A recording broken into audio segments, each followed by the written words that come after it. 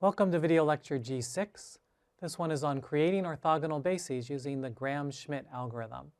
I'll be your professor, Tom Roby. Here are the outline and objectives. What we'd like to do is leverage our understanding of orthogonal projection to develop a process which is called Gram-Schmidt orthogonalization, which is used for creating orthogonal bases from a given basis of a subspace W of R to the n. So we know that orthogonal bases have special properties. For example, we can describe projections onto subspaces much more easily if we have an orthogonal basis. And so it's nice to have a method for actually constructing these things for those purposes.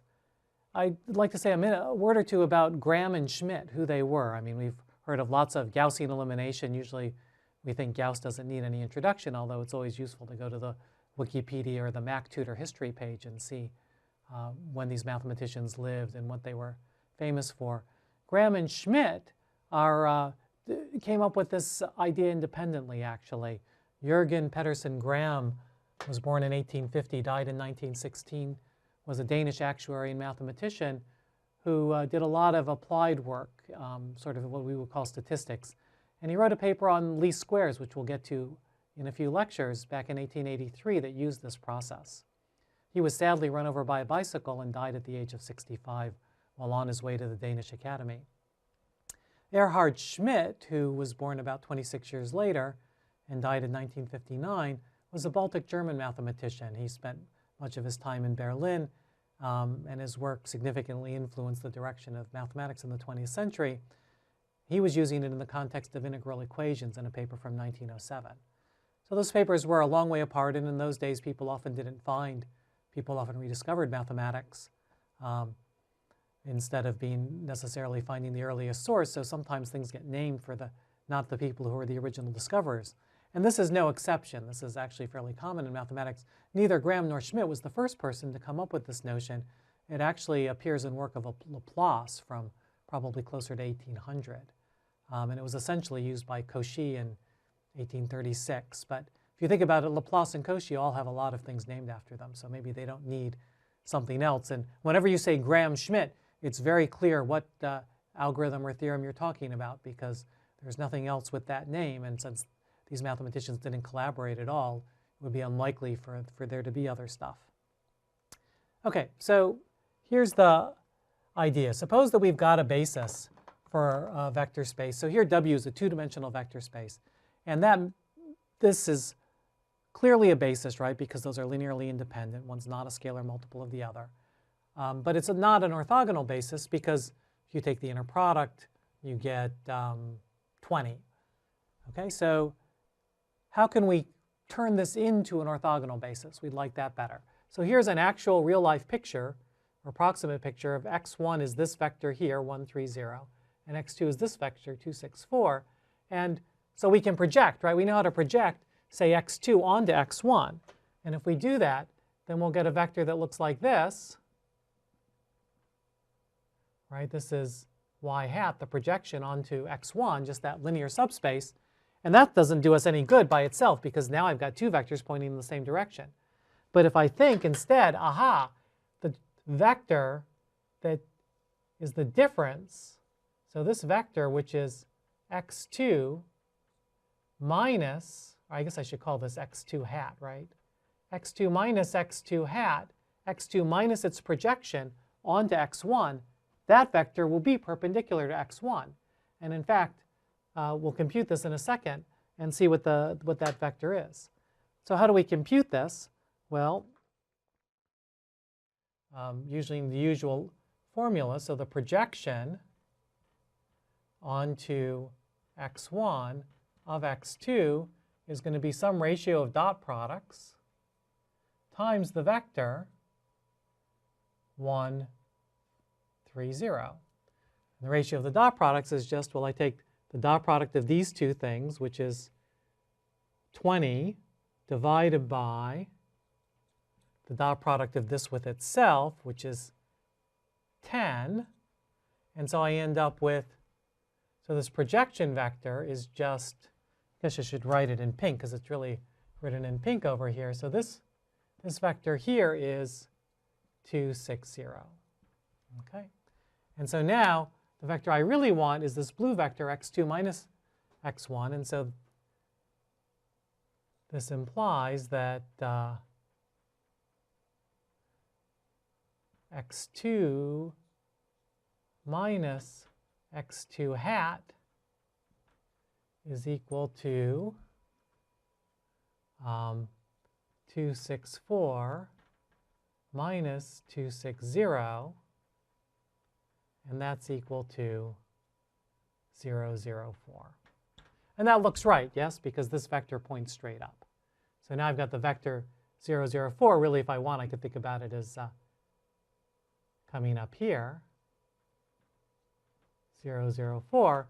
And 0, 0, 4, when I dot it with 1, 3, 0, I get that this is a right angle. So that's my orthogonal basis. Okay, so I've replaced the basis 1, 3, 0, 2, 6, 4 with the basis 1, 3, 0, 0, 0, 4. And that's the basis of a general algorithm. And if you think about it, right, there's this plane that's spanned by 2, 6, 4 and 1, 3, 0, and these orthogonal vectors are still spanning the same plane. Okay, so I hope you can visualize that. So let's think about a larger example where I've got 3 vectors that are linearly independent in R4, and I want to construct an orthogonal basis for the span of these 3 vectors. How can I do it? Well, if I can set v1 equal to x1, that's fine. And now I need a vector that's perpendicular to x1. How do I get that? Well, we've just seen I can just take from x2, I can subtract its projection onto v1, which is just x1. And so I'll get, and I know what the formula is for that, it's x2 minus this ratio of dot products times v1. Okay, fair enough. Now in the next step, I want a vector v3, which is perpendicular to, orthogonal to, both v1 and v2.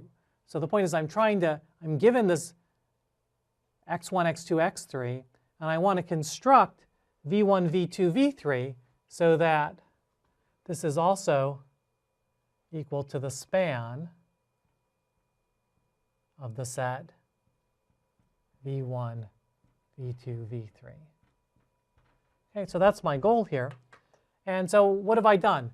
So I take x3, and I say, what happens if I project x3 onto the span of v1 and v2? So that would be a picture like this, right? So I've got x3.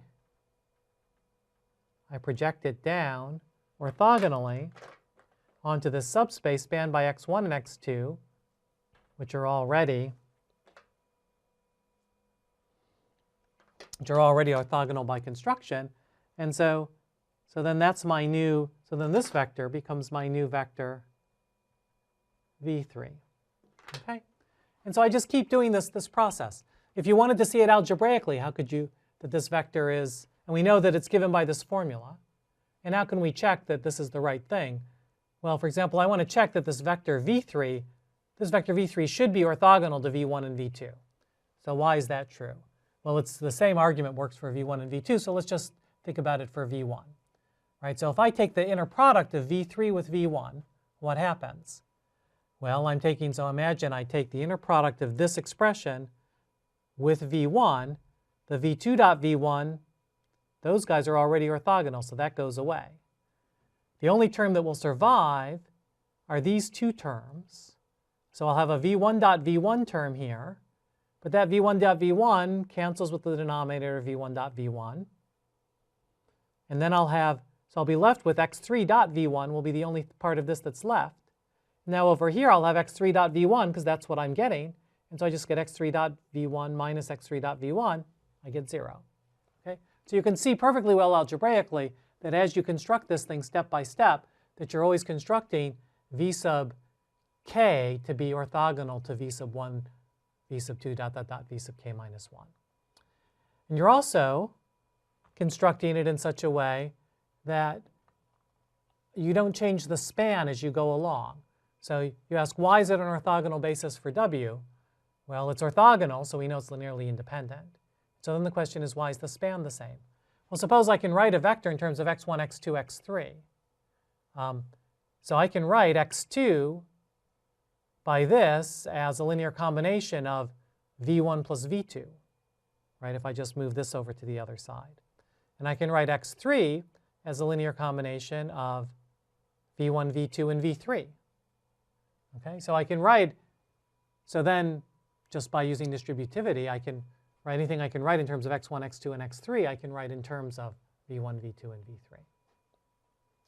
So that's the process. And now suppose you want actually an orthonormal basis, because remember, orthonormality is really nice.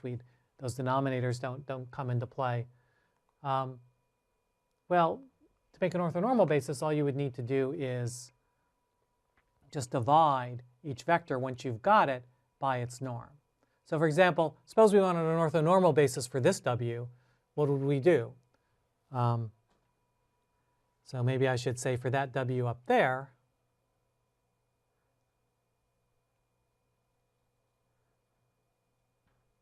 let me call this w1. Right, so w1 is also going to be the span of 1, 3, 0, 0, 0, 4 by what we just did. But if I wanted to make them all orthonormal, then I would just divide. So the norm of this is square root of 10. So then I just have 1 over the square root of 10, 3 over the square root of 10, 0, that vector. And then this vector, if I normalize it, it's just 0, 0, 1. Okay? So that would be my orthonormal basis for this particular w. All right, and so let's do one more example here, just to make sure this all makes sense. So suppose that x1 is 1, 1, 1, 1, x2 is 3, 2, 3, 4, and x3 is 2, 0, 4, 2. I've just written them as coordinates to save space, but they're really column vectors, and I'll write with them that way. So what would you do?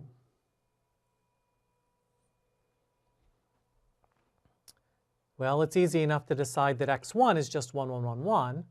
So now what's x? So v1, I mean, is just equal to x1. Okay, so that's not hard. v2, well, that's going to be x2 minus this ratio of dot products times x1. Sorry, times v1. It's the same thing as x1. And so that'll be what? So x2 is 3, 2, 3, 4 minus ratio of dot products times 1, 1, 1, 1. Okay, so what's the ratio of dot products I get here? Well, if I take 3, 2, 3, 4 and dot it with 1, 1, 1, 1, I get 5, 8, 12. I get 12. And now if I divide it by 1, 1, 1 dotted with itself, that's 4. So I get this minus 12 fourths times this. So that's 3 times this. And so that turns out to be 0, minus 1, 0, 1. Yep. Okay. And now let's just double check that we haven't made any mistakes. So if we did this right, 0, minus 1, 0, 1 should be orthogonal to x1, which was 1, 1, 1, 1. So let's check. If we take the inner product of this, we do get 0, minus 1, 0, plus 1. So that checks that it's orthogonal. And now finally, in the last step, what do we do with v3? So v3 is going to be x3 now, right, just using this formula. So x3 is 2, 0, 4, 2 minus some ratio of dot products times v1, which was still 1, 1, 1, 1, minus some other ratio of dot products times 0, minus 1, 0, 1. Okay, what's the ratio of dot products? Well, I have to take this vector dotted with 2, 0, 4, 2, so I get 2 plus 4 is 6 plus 2 is 8 divided by 4 again. So I'm subtracting 8 fourths here. And now here, what do I get? I take the inner product of these two guys. I get 0, 0, 0, 2. Okay. And then if I dot this with itself, I get 2. So I get that. And so that means I get 2, 0, 4, 2 minus 2 times this minus 1 times this. So you work that all out. So let's see. 2 minus 2 is 0. Minus 0 is 0. 0 minus 2 plus 2. No, plus 1. Wait, let me check. 0 minus 8/4, so that's minus 2 times this, plus 1 times this, so minus 2, so this becomes minus 1. And now I have 4 minus 2 is 2, minus 0. And now finally 2 minus 2 is 0, minus 1. Okay, so I'll know I did this right if I get inner products that work. So let's check. So when I take the inner product of, so this should be V3. When I take the inner product of this with V2, what do I get? 0, 1, 0, minus 1. So those inner product to 0. And when I do this with 1, 1, 1, 1, I get 0, minus 1, 2, minus 1. So that's also 0. Okay, so that means that so my point is that the span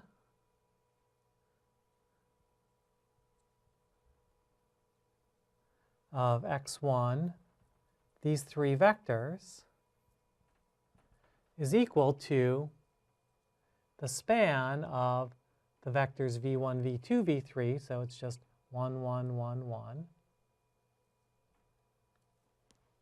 0, minus 1, 0, 1,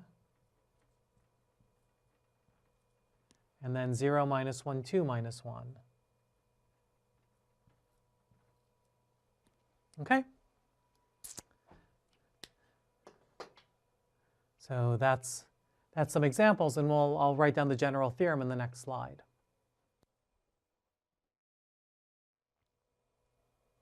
Okay, so here's the general theorem, the Gram-Schmidt orthogonalization theorem. So what it says is we can just do this algorithm in general if we've got a basis or a set of linearly independent vectors, p of them, and they span a subspace of W, so they're a basis for the subspace W, then we can actually replace this basis with a basis V1 through Vp, which is orthogonal. Okay? And how do we do it? Well, we just let V1 be x1 and V2 be x2 minus the projection onto V1 of x2, and that's given by this formula. And then V3 is x3 minus the projection onto the span. So you're basically always constructing these vectors that are perpendicular to the given vector, the vectors that you have so far, and you just get them by projecting and then taking that complementary vector. Okay, and so if you look at the final formula here, Vp is equal to xp minus, these ratios of inner products times the appropriate v sub i's that have been previously defined. Okay, so when you get this, you get that V1 through Vp is an orthogonal basis for W. And step by step, you actually see that, for example, if I look at the first three vectors, then the span of the V1 through V3 is actually the same as the span of x1 through x3. Why is that? Well, anything you can write in terms of V1 through V3, you can use this formula to write in these formulas to write it in terms of x1, x2, and x3. You just replace every v1 with an x1, every v2 with a x2 minus whatever it is times v1, v2 minus whatever it is times v1, and you replace every v3 with an x3 minus, well, these are in terms of v1 and v2, but recursively you know what v1 is just x1, and you know that v2 is just something in terms of x1 and x2. Okay? So you see that the span of the VI's is always, so that this shows you that anything you can write in terms of VI's, you can write in terms of x's, but the opposite is true as well, because if you have something written in terms of the x's, then you can just move all these things over to the other side and say, okay, I know x1 in terms of v1, I know x2 in terms of v2 and v1 if I move this over to the other side, and I'll know v3 in terms of, I'll know x3 in terms of v3 and v1 and v2 if I move those to the other side. And so it's easy to see that this property holds for all k. That's actually a property that we'll need later when we do the QR factorization of the matrix. And so here are a few notes.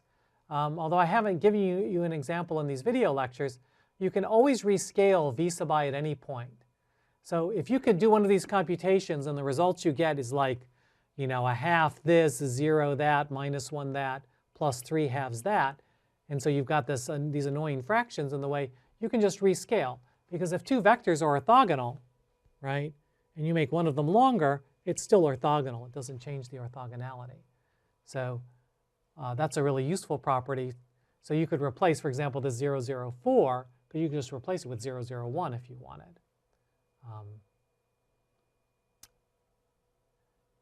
And it's usually best as you go along to get rid of the fractions if you're doing a hand computation. And it's usually best not to normalize until you get to the very end. You know, that's the rescaling that often makes things complicated, because you divide by the length of something and all of a sudden you have the square root of 10 or the square root of 14 or 6 or something in your denominator. And that makes the hand computations much less wieldy. If you're a computer, then you're doing things in a completely different way anyway, so it matters less. And the other thing that's worth noting is that the output of an orthonormal basis is far from unique, because it depends not only on what initial basis you picked for your subspace, but it also depends even on the order of that thing. So this is a set of vectors, but it's really an ordered set of vectors in terms of this algorithm, because v1 is equal to x1. So just imagine, for example, over here, if we made 1, 3, 0 our first vector, and we projected 2, 6, 4 onto it, and so then we got this vector that was perpendicular to 1, 3, 0. But if instead we could have made this one v1, we'd switched made this x1 and this x2, then we would have been projecting 1, 3, 0 onto 2, 6, 4. That's a fine thing to do, but then the perpendicular vector we would have gotten would have been very different, right? It would have looked more like, if we projected this onto this, we would have gotten a vector like this, right? And so then we would have been using this basis vector and this basis vector, and that doesn't look anything alike, but it's still an orthogonal basis. Okay, so there's no, unlike, for example, if two students put a matrix into row-reduced echelon form, it doesn't matter what sequence of row operations they do, they should get the same row-reduced echelon form. If not, somebody's made a calculational error somewhere. But for Gram-Schmidt, there are all kinds of ways in which things could, especially because you could rescale things as you go along, you could get different outputs, and it would be okay. And I think that's all I wanted to say about Gram-Schmidt orthogonalization. Thank you for your kind attention.